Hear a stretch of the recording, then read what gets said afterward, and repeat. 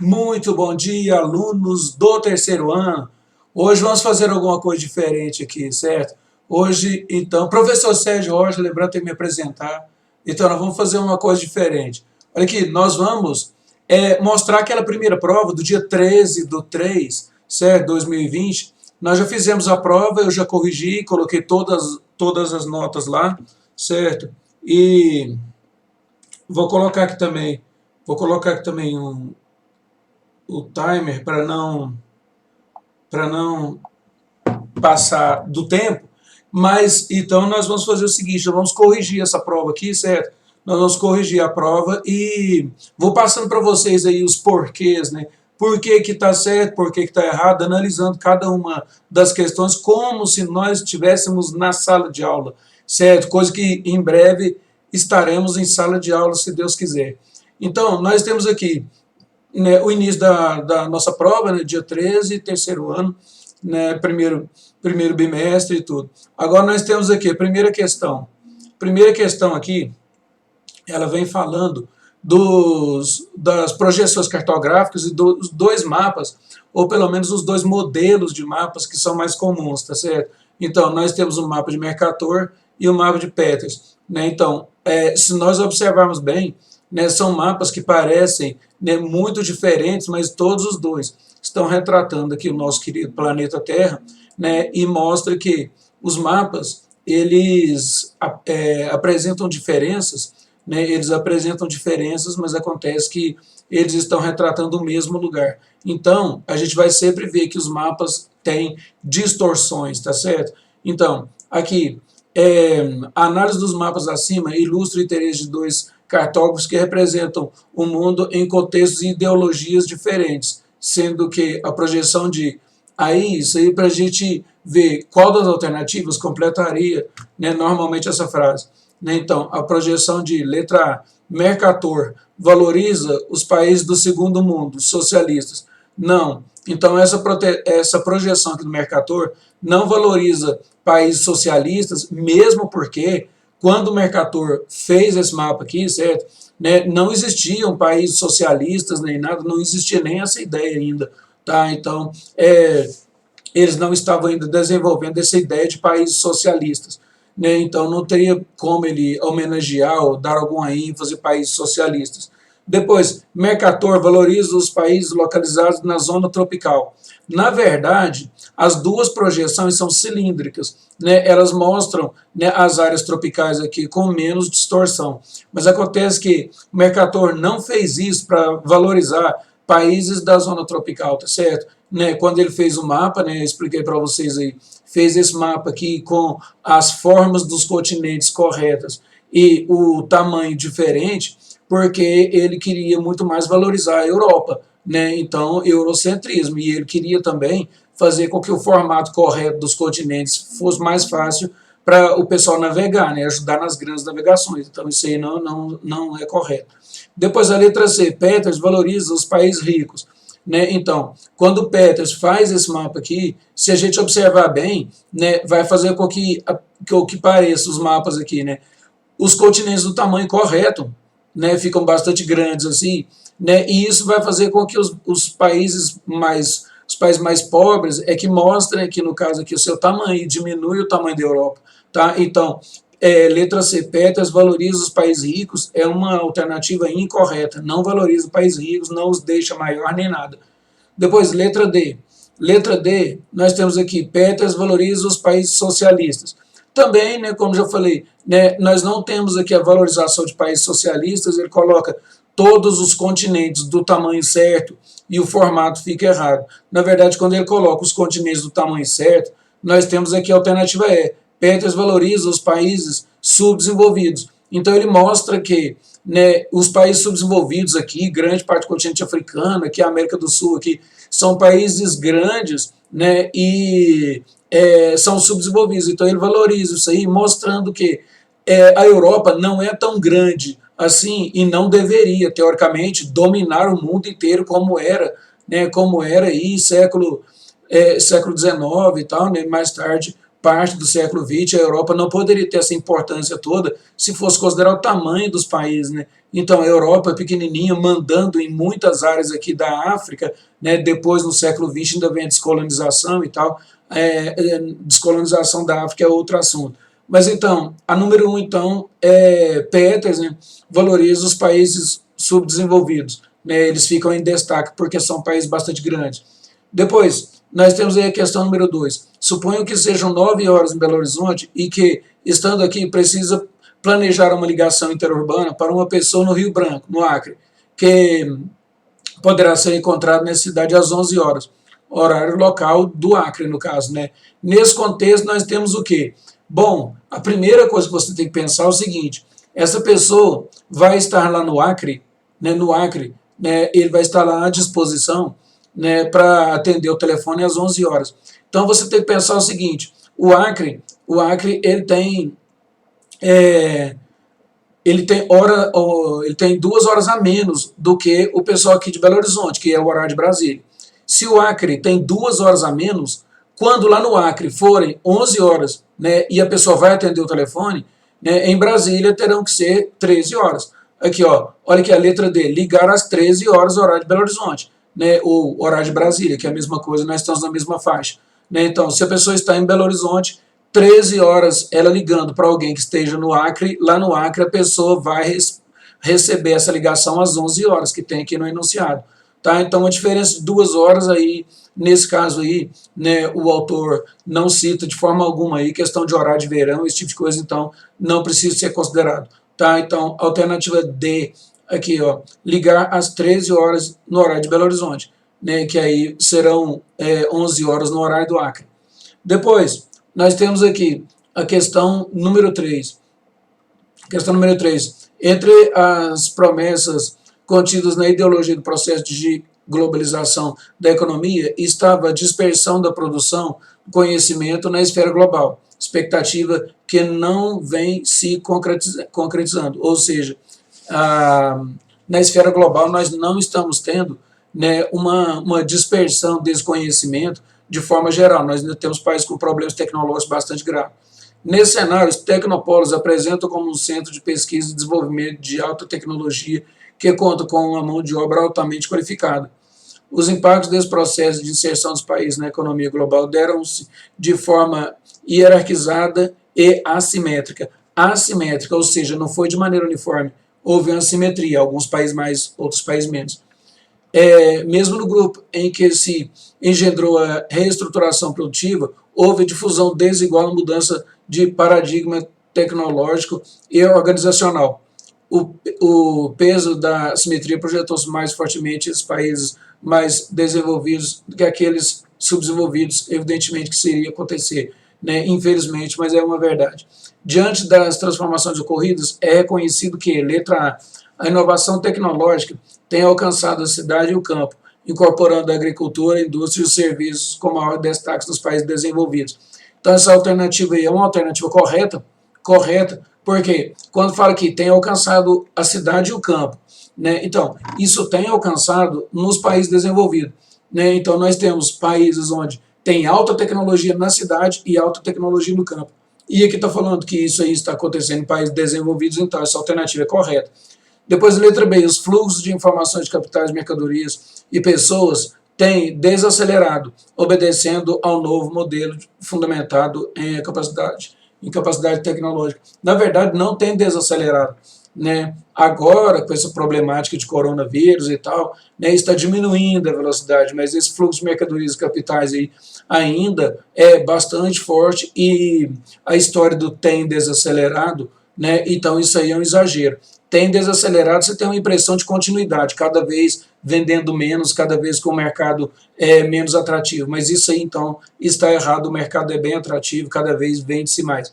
Depois, as novas tecnologias se difundem com equidade no espaço. Com equidade, não. Nessas novas tecnologias vão mais para algumas áreas do que para outras áreas. Então, não existe equidade aí, tá certo? Então, né, falar que distribui igualdade de condições, isso aí não acontece.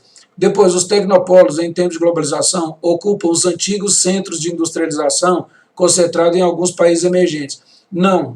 Na verdade, grande parte dos tecnopolos, né, estão concentrados em algumas áreas que não eram centros industriais antigos, tá certo? Então, existe ali uma determinada área ou um grupo de cidades ali assim, que os grandes tecnopolos, as grandes empresas começam a se concentrar lá e acaba que outras empresas também são atraídas e eles vão ficando todos praticamente na mesma região, né? Um exemplo clássico disso aí é o Vale, né, o Silicon Valley lá dos Estados Unidos, onde as empresas se concentram lá, e lá não era, né, uma clássica área de desenvolvimento industrial, tá? Então, cidades pequenas, às vezes, né, recebendo essas empresas importantes e de grande tecnologia, mas que em si não trazem a necessidade aqueles grandes depósitos, né, aqueles galpões gigantescos. Então, como essas empresas, tecnopolos, né, essas desenvolvidas de alta tecnologia, né, o grupo da Nasdaq, né, no caso dos Estados Unidos, elas não precisam dessas grandes áreas e grande fluxo de mão de obra, elas podem realmente se concentrar em algumas cidades que oferecem algumas vantagens, né, e que não precisa ter aquele grupo de trabalhadores completamente gigantesco, tá certo? Então, nesse caso aqui, voltando aqui, letra A, na questão número 3. Depois nós temos aí a questão número 4, o crescimento da população mundial 1750 a 2050. Então, nós temos aqui esse gráfico mostrando aqui o tamanho da população. Então, essa linha preta aqui, assim, certo? Vai mostrando aí a população aumentando cada vez mais. Depois, aqui nós temos nessas barras o incremento populacional. Ou seja, o que as cidades, né, cidades, países, regiões estão fazendo aí para que ajude essa população, né, para que dê apoio a essa população, para que ela cresça, para que ela se desenvolva. Né? Então, nós temos aqui o gráfico anterior apresenta as progressões do mundo da população, do tamanho da população e do crescimento populacional por décadas, de 1750 até a projeção para 2050. A partir de 1990, verifica-se uma importante mudança no comportamento do incremento, ou seja, o incremento aqui, né, esse ajuda aí, esse desenvolvimento começa a aumentar bastante. Né? Depois, contudo, a população continua a crescer porque o incremento populacional, olha aqui, né, aqui tem essa subida aqui nesse pico aqui, depois você tem essa diminuição aqui, certo? Então, essa população continua aumentando por quê? Então, letra A, o incremento populacional, que é o nosso objetivo aqui, que nós temos que entender da questão. O incremento populacional continua positivo. Então, essa resposta aqui é correta, porque, apesar dessa diminuição aqui, o incremento populacional ainda continua positivo, continua de 0 para cima. Então, a população vai continuar a crescer, certo? Então, agora aqui, passou a ser negativo.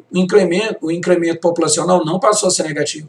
Né? Então, depois manteve-se constante. Não manteve-se constante, o incremento diminuiu.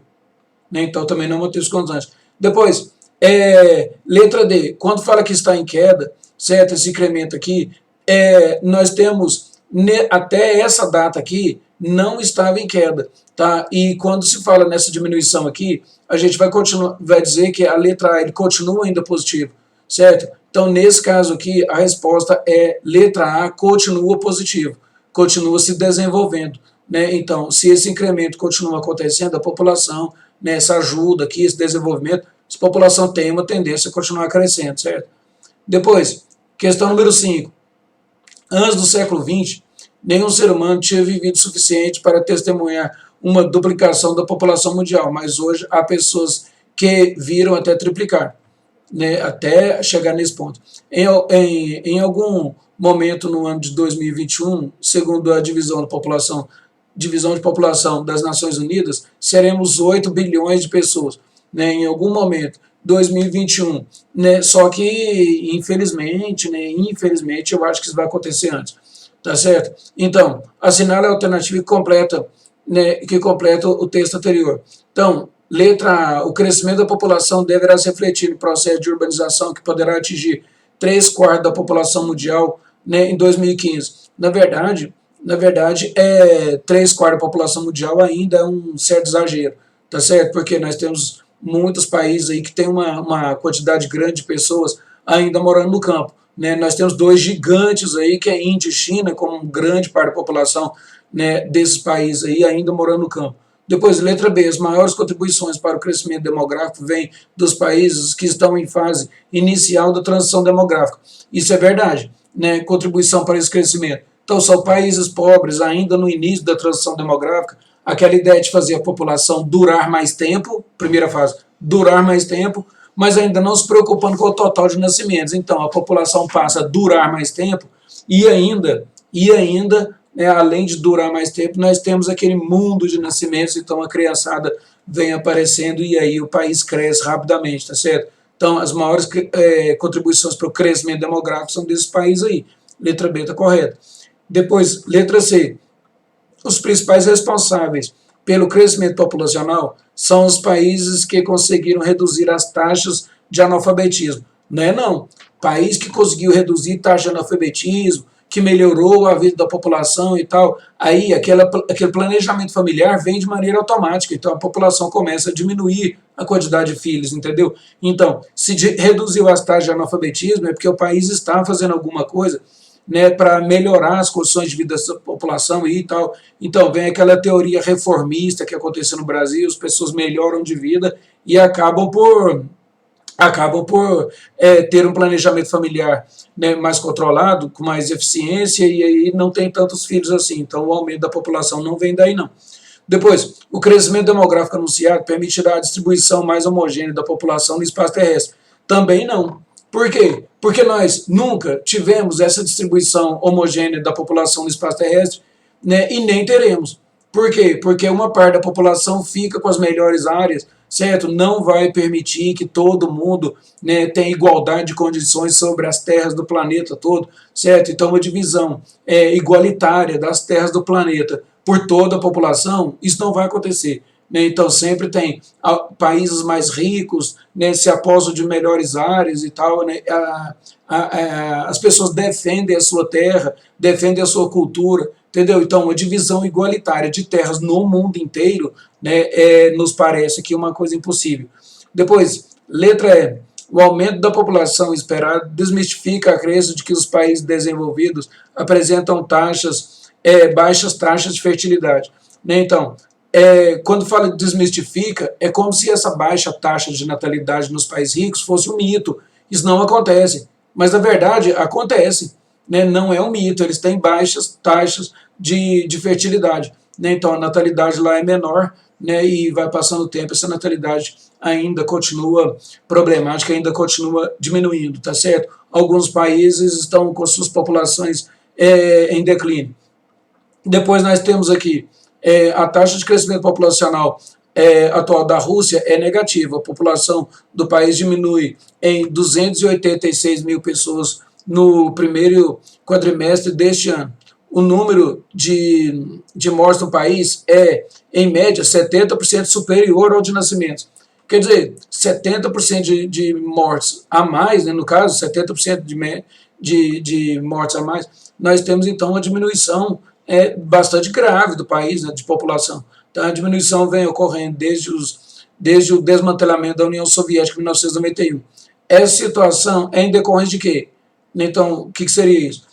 Por que lá na Rússia, por exemplo, tem muito mais pessoas morrendo do que nascendo? É essa a pergunta. Em decorrência dos fluxos migratórios em direção à Europa Ocidental. Na verdade, não tem esse monte de russos se mudando para a Europa, não é por causa disso. Na própria pergunta, quando você for responder uma dessas, na própria pergunta você vai ver que está escrito lá que tem menos nascimentos. Menos nascimentos, não está falando de migrações. Então, aí depois, letra B, da rigorosa política do governo de controle de natalidade. O governo da Rússia não fez essa política de controle de natalidade, nem nada disso, certo? Então, eles não fizeram isso, né? E não tem aquela questão de um filho só por casal, não tem nada disso. Então, a letra B também está bastante fora. Depois, letra C, né, essa diminuição do aumento da mortalidade na base e no corpo da pirâmide etária. Aumento de mortalidade na base seria aumento da quantidade de crianças que nascem vivas, né, e depois morrem. Né? Natimorto não entraria na conta, mas acontece que nasceu vivo e morre em grande quantidade. Também não é esse o motivo, tá certo? Né? E no corpo da pirâmide etária. É claro que no corpo da pirâmide etária vai afilando ali assim, certo? Então, com certeza, existem essas mortes aí, mas uma grande mortalidade na base da pirâmide na Rússia não é esse o problema. Depois, do elevado número de idosos, da baixa taxa de fecundidade. Então, nós temos o quê? Uma grande quantidade de pessoas lá, de casais, que realmente não querem ter filhos, né? Uma baixa taxa de fecundidade. Né? Então, isso aí faz com que a população realmente diminua de quantidade. Tá? Diminui de quantidade porque o país passa a tratar melhor a sua população. As pessoas vivem mais tempo. Então, você vai ter uma grande quantidade de idosos que não estão mais no processo reprodutivo. Né? Então, essa taxa de fecundidade aí, ela vai diminuindo. Por que disso? Porque algumas mulheres não querem ter filho enquanto podem, e outras mulheres não podem de jeito nenhum por causa de questões de idade, tá certo? Então, essa letra D aí é correta. Depois, letra E, mudanças ocorridas na economia do país a partir da desestruturação da União Soviética. Essa desestruturação foi sofrida, eles tiveram perdas, né, mas não tanto, né, para você ter uma quantidade de 70% a mais de mortes do que de nascimentos. Tá? E outra coisa, esse fato da diminuição da população não ocorre exatamente naquele momento ali onde a União Soviética estava se desfazendo, estava se fragmentando. Né? Começa ali, mas ocorre até os dias de hoje. Né? E o sofrimento, a readaptação dessa fragmentação, né, já ocorreu, já tem muito tempo que isso aconteceu com eles. Tá? Então, o problema que ocorre até hoje, né, é por causa da baixa taxa de fecundidade, portanto, letra D. Depois, questão número 7 aí. Né, no início dos nossos estudos, destacamos a importância do... Aqui tem duas letras D, foi mal. Do conhecimento dos conceitos definidos. Então, considerando as relações de afetividade e identidade que as pessoas têm com algum lugar, certo? Considerando essas relações aí, nós temos o quê? Né? O texto faz referência a que categoria geográfica? Então, a categoria de lugar. Porque se você tem essa questão de afinidade, de identidade aí, né? Aqui está a palavra região, né? Região, que é um lugar determinado por alguma característica específica, né? Região do café, por exemplo, tal.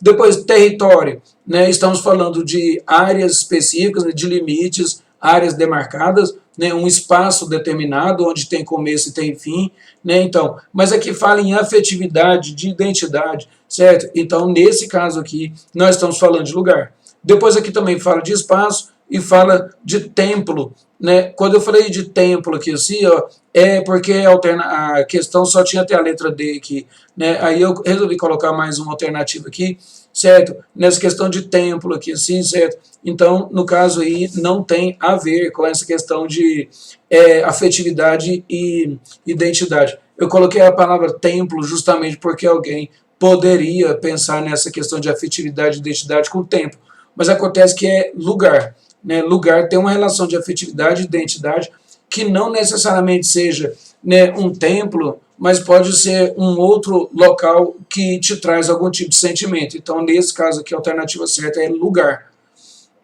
Esses conceitos são muito importantes, eu tenho batido muito nessa tecla, porque às vezes você confunde lá uma alternativa, né, por causa de palavras que parecem, né, que tem na sua mente um significado, mas para a geografia ela tem outro significado. Por isso que é importante a gente sempre colocar questões nesse nível, e também falando sobre conceitos. Depois, sobre os fusos horários, é incorreto afirmar que, eu disse fusos horários, né, no Brasil, como em qualquer outro país do Ocidente, toda vez que você coloca alguma informação desse jeito aqui, ó, como em qualquer outro país do Ocidente, você está fechando uma exceção. Desculpa. Fechando uma exceção, o que acontece? Você provavelmente tem uma alternativa errada. Por que disso? Porque quase tudo nesse mundo tem exceções.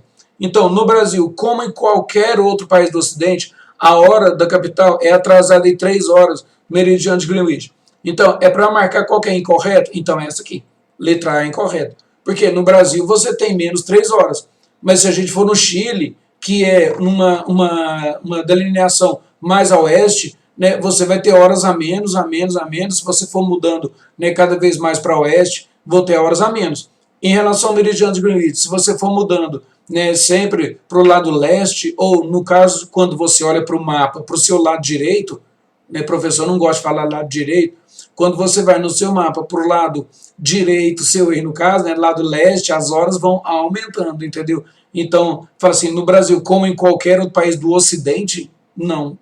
Nossa capital tem menos 3 horas. Outros países têm horários diferentes, certo? Então, outra alternativa aí. No Brasil, como no mundo inteiro, os fusos horários são definidos em relação ao fuso horário inicial, que, por convenção, é determinado, né, é delimitado lá pelo meridiano de Greenwich, aquele que passa lá na Inglaterra, certo? Depois, no Brasil, em muitas outras áreas do globo, os limites teóricos, aquelas linhas retas assim, certo? Né, são substituídos por limites práticos, que são aquelas linhas curvas, né, para delimitação de fronteiras e tal. Já falei, se for uma linha reta, pode passar no meio de uma cidade e uma única cidade ter horários diferentes, né, seria um caos, tá certo? Depois, no Brasil e em muitos outros países do globo, diferentes de fusos horários devem-se à grande extensão longitudinal. Longitude, né, leste-oeste. Longitude começa com LO. Então, você vai lembrar leste-oeste, não confundir com latitude. Longitudinal, certo? Então, isso aí vai fazer com que os horários sejam diferentes, né, dentro do mesmo país. Porque o país tem mais de 15 graus de longitude, então tem horários diferentes. Depois, questão número 9. Questão número 9 aí, ó, né, nós temos aí o mapa político da Europa passou por mudanças de fronteiras e surgimento de novos países a partir da reunificação da Alemanha, da dissolução da União das Repúblicas Socialistas Soviéticas e da fragmentação da Iugoslávia, na Tchecoslováquia. Essas alterações de fronteiras desses países ocorreram, né, então, essas alterações de fronteiras ocorreram, letra A, no período de encerramento da Segunda Guerra Mundial. Não. Então, quando a gente fala aí, né, a fragmentação da União Soviética, a reunificação da Alemanha, isso aí já é mais, né, para aqueles idos de 1989, com a queda do Muro de Berlim, 90, 91, com a fragmentação da União Soviética, tá certo? A Iugoslávia lá, também a Iugoslávia se fragmentando a partir das primeiras revoltas lá, e o país começa a ficar meio bagunçado, digamos assim, 1980, com a morte do general Tito, e vai passando o tempo, e eles, socialistas, vão pressionando o povo socialista lá, né? Vai pressionando o governo até que cai o Muro de Berlim, a União Soviética se desfaz, e a pressão dentro da Iugoslávia começa a fragmentar lá em vários países, né, e passam por muitos anos de guerra até formar os países que nós temos hoje. Né, a fragmentação da Iugoslávia forma vários países. Né, a Tchecoslováquia, né, ela acaba também se fragmentando no mesmo período. Né, a Tchecoslováquia, que nós temos a divisão em 2 países, né, a República Tcheca e a Eslováquia. Então, não foi depois exatamente no período ali de final da Segunda Guerra Mundial, 1945, tá certo? Foi depois, no final da Guerra Fria. Então, letra B, na fase entre a Primeira e a Segunda Guerra Mundial. Piorou, né, cara? Antes da Segunda Guerra Mundial não aconteceu, né, a fragmentação da União Soviética, certo? Evidentemente que não aconteceu. Reunificação da Alemanha antes de ser separada, porque ela foi separada no final da Segunda Guerra Mundial. Então, no período entre a Primeira e a Segunda Guerra Mundial, é impossível a gente falar em reunificação da Alemanha. Não dava. Depois, letra C, na fase de bipolarização entre Estados Unidos e União Soviética, não, porque essa fase de bipolarização, né, a União Soviética ainda era forte, ainda acreditava em acabar com os Estados Unidos ou acabar com o próprio capitalismo. Então esse aí é o período, né, chamado de Guerra Fria, bipolarização, né, 2 polos, Estados Unidos e União Soviética. Né, então não foi aí que ocorreram essas mudanças. Agora nós temos o quê? Nós temos letra D. Né, no período de encerramento da Guerra Fria, aí é a nossa resposta. Né, encerra a Guerra Fria, né, nós temos a vitória, como eu já disse para vocês, a vitória do capitalismo, né, a União Soviética começa a se desfazer naquelas 15 repúblicas, né, e outros protestos, outras revoltas e outras até fragmentações ocorrem na antiga cortina de ferro ali, assim, na própria Iugoslávia, né, que estava um pouco mais ali mais ao sul ali e tal. Então a gente vai ter essa fragmentação aí no final da Guerra Fria, certo? Processos bastante graves de mudança aí na política da região lá, né? Um processo de adaptação importante também, né, com os países socialistas agora se tornando capitalistas, né, algumas pessoas estavam bem adaptadas àquele processo socialista, então algumas perderam as boas condições de vida que elas tinham, algumas melhoraram de vida, né? Então, aí é aquela ideia de progride aquele que tem melhores ideias, o mais inteligente, o mais empreendedor, né, que é o nosso capitalismo aqui, tá? Então, digamos, a riqueza dentro dos países ex-socialistas, né, a riqueza lá dentro vai mudar de mãos e vai se concentrar nas mãos, né, de algumas pessoas, né, e no caso de algumas poucas pessoas, né, imitando o nosso capitalismo do lado de cá, né, que seria o que a gente chama de capitalismo selvagem. Alguém quer uma aguinha? Gotoso. Aí é o seguinte, cara, depois, então, essa número 9 aqui, letra D, encerramento, né, o encerramento aí da Guerra Fria. Depois nós temos essa questão aqui, questão número 10, que é interessante, nós temos aqui, de dentro dessa televisão, saindo um braço, uma mão aqui, né, e usando esses fios aqui, eles controlam uma marionete. Essa marionete aí é a população do mundo inteiro, tá certo?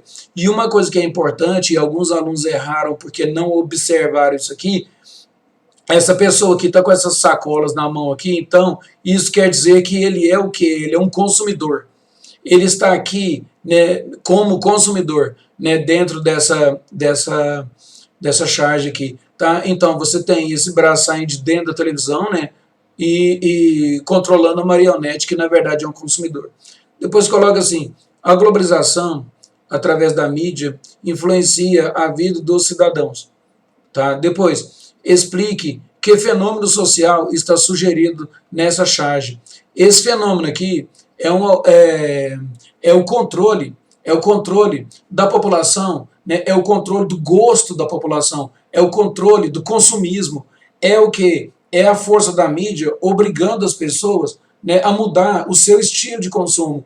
É quando a mídia faz tanta propaganda que as pessoas se tornam consumistas, mas consomem o que é mandado, tá certo? Então, na posição de consumista dessa pessoa aí, ele está sendo levado a consumir algum determinado produto, tá certo? Então, as pessoas são manipuladas para serem consumidores e consumirem o que a grande mídia mandar, tá certo? Então, as grandes empresas, elas correm atrás de fazer uma padronização do consumo. Eu acho que essa expressão aí, né, diria bastante sobre essa charge, uma padronização do consumo, né? As empresas montadoras de carro lançam um tipo de carro e fala que é um carro mundial, né? Uma outra empresa lança um tipo de pneu que tem que servir para o mundo inteiro, a outra lança um tipo de moto, né? Então é uma padronização. Tênis, né? Várias empresas aí lançam um determinado tênis e que tem que servir para o mundo inteiro. Se não der certo no seu pé, é o seu pé que está errado.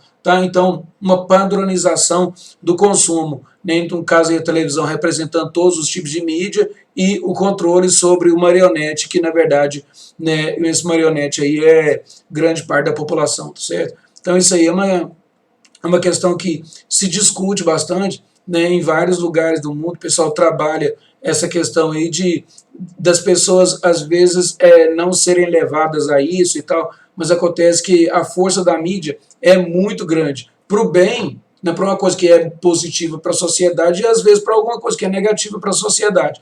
Né, uma coisa que é positiva, né, eu sempre gosto de citar aí, quando a televisão, né, e as outras mídias aí começaram a dizer que o cigarro realmente fazia mal, o hábito do tabagismo, né, fazia mal para a população, né, foram tantas pessoas que atenderam a isso, né, a imprensa, né, falou isso de forma geral e tantas pessoas atenderam a isso, né, o tabagismo baixou bastante aqui no Brasil, baixou muito mesmo, certo? Né, as pessoas hoje não veem aquela ideia de ficar fumando em público assim como uma coisa de charme, numa festa, alguma coisa assim. Não, hoje as pessoas que fumam realmente fumam nos cantos, meio escondidos, quase que é um hábito, né? Quase que o fumante hoje se considera mesmo um viciado, entendeu? Não é pelo prazer de fumar, é pela necessidade de fumar, tá? Então isso aí é uma dificuldade de muitas pessoas.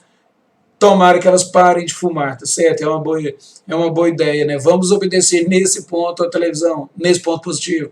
né? Parem de fumar, porque isso aí realmente faz mal, tá certo? Causa impotência aí, e aí é grave, melhor parar de fumar. Pessoal, agora é o seguinte, questão número 11 aí, tá certo?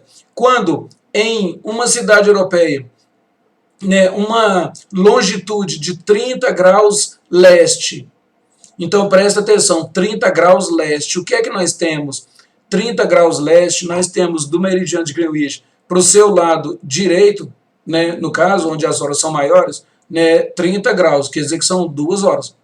2 horas de diferença em relação ao meridiano de Greenwich. Né? A hora legal forem 21 horas, certo? 21 horas nessa cidade a 30 graus leste, no caso aí do meridiano de Greenwich. Quantas horas serão em Brasília? Então, o que nós temos? Essa aqui eu coloquei, deixo os rascunhos, os alunos rascunharam bastante, escreveram bastante, mas se você pensar bem, é o seguinte, olha aqui, ó, nós temos 2 horas a mais do que o meridiano de Greenwich, né? Então, essa linha aí está para o lado que seria o seu lado leste, né? 2 horas a mais. Agora, Brasília tem 3 horas a menos do que o meridiano de Greenwich. Então, a diferença entre as duas cidades são 5 horas. Né? Você vai de Brasília até o meridiano de Greenwich, são 3 horas a mais. Depois do meridiano de Greenwich até essa cidade, que não importa qual, são mais 2 horas. Então, você tem 3 horas de diferença. Se lá são 21 horas, você tem o quê? Brasília com 5 horas a menos do que a cidade. 5 horas, né, menores do que a cidade aí, né? Por causa dessa diferença de espaço aí. Então, se você tem 21 horas menos 5 horas, será o horário de Brasília 16 horas. Né? Então, isso aí dá para fazer a conta de cabeça facilmente. Você vai analisando aqui o enunciado. Então, você começa aqui, ó, uma longitude de 30 graus leste. Então, você tem 2 horas a mais do que o meridiano de Greenwich. Brasília tem 3 horas a menos, então são 5 horas de diferença. Naquela cidade lá, 21 horas, Brasília, 5 horas a menos, 16 horas. Depois, nós ainda temos aqui essa questão aqui questão número 12 aqui, certo? O Muro de Berlim foi construído durante o período da Guerra Fria, certo? Então, o período da Guerra Fria, lá nós fizemos a divisão, né, da Alemanha em duas partes. Né? Eram mais partes, mas basicamente duas partes, uma socialista e outra capitalista. Quando eu falo mais partes, porque a parte capitalista foi dividida, né, para ser governada por outros países, né, mas, digamos, ela é dividida em duas partes quando você leva em consideração a questão da divisão em capitalismo e socialismo. Tá? Então, você tem do lado leste o socialismo e do lado oeste você tem o capitalismo. Tá certo? Então, em duas partes. Né? Depois, mencione e explique uma característica desse período da geopolítica mundial. Então, eu queria observar o seguinte, o Muro de Berlim foi construído durante o período da Guerra Fria. Alguns alunos, nesta questão, né, escreveram um monte de coisas sobre o Muro de Berlim. Então, presta atenção numa coisa. Quando a gente coloca assim, você tem que interpretar muito bem o que é que está pedindo. Porque senão, aqui, por exemplo, né, você pode errar e depois a gente confirmar, voltar, e você pode recuperar a nota, esse tipo de coisa. Mas no Enem, você não pode errar uma interpretação de questão. Então, quando escreve assim, o Muro de Berlim foi construído durante o período da Guerra Fria. Eu disse, período da Guerra Fria. Certo? Período da Guerra Fria. Mencione e explique uma característica desse período. De qual? É o período da Guerra Fria.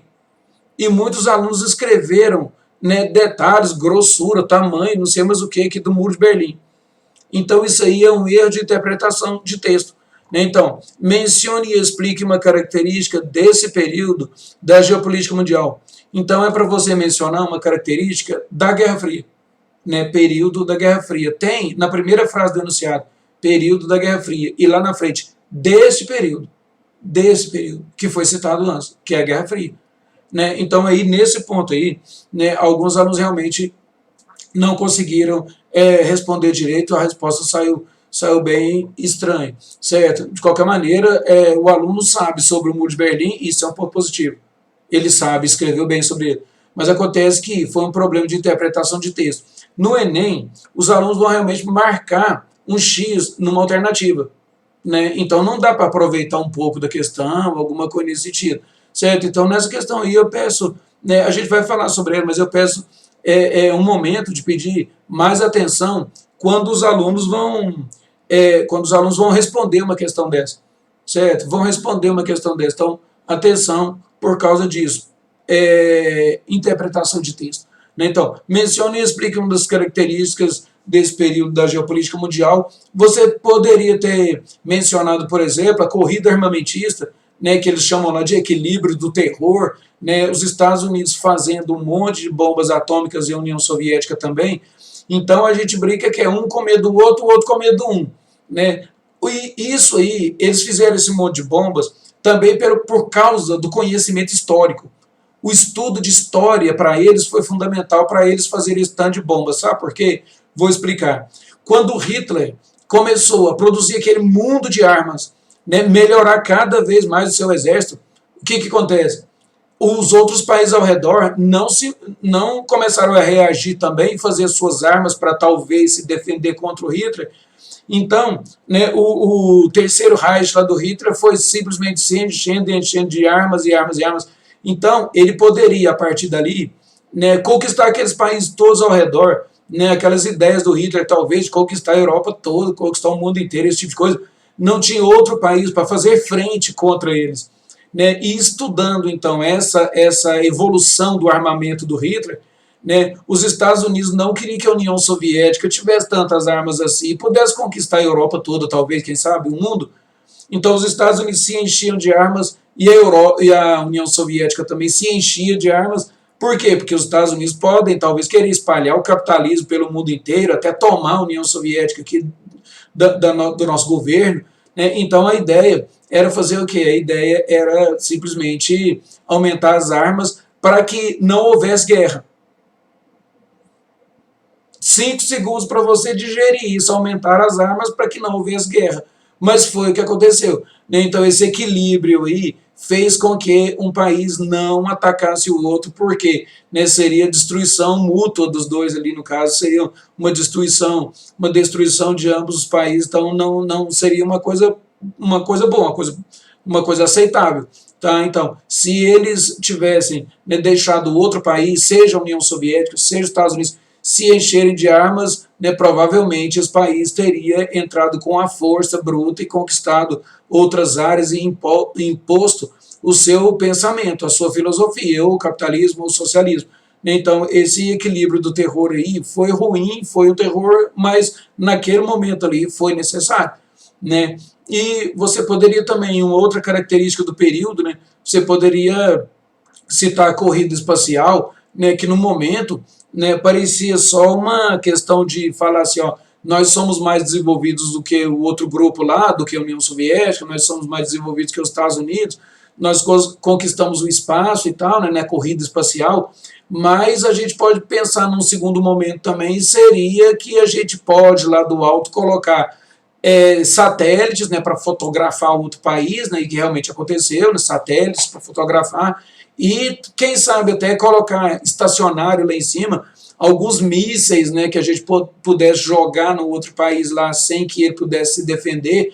Então a corrida espacial também foi um momento importante lá da Guerra Fria, né, foi um momento importante, né, foi um desenvolvimento importante de várias tecnologias, mais tarde até usadas em outros segmentos e tudo, né, mas foi um momento importante. Tá? Outro detalhe também dessa corrida aí é deixar claro, não ocorreu essa questão dos mísseis no espaço, esse tipo de coisa, né? Mas pelo menos, né, o país que tivesse mais desenvolvido na corrida espacial poderia ameaçar o outro com alguma coisa nesse sentido, né? Então, né, sem contar aquela moral de dizer nós estamos competindo com o resto do mundo e nós dominamos o espaço, tá certo? Então isso aí fortaleceria a sua ideologia, né, dizendo nós temos uma ideia melhor do que o outro grupo, seja os soviéticos, né, ou seja os americanos aqui, no caso aqui os capitalistas, tá certo? Então, essa aí foi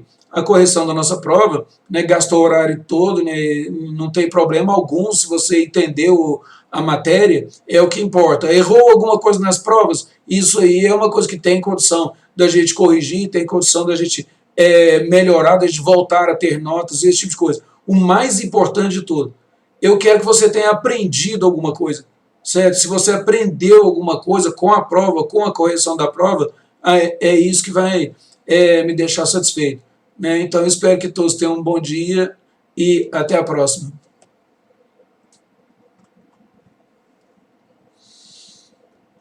Ba-dum-bum-bum.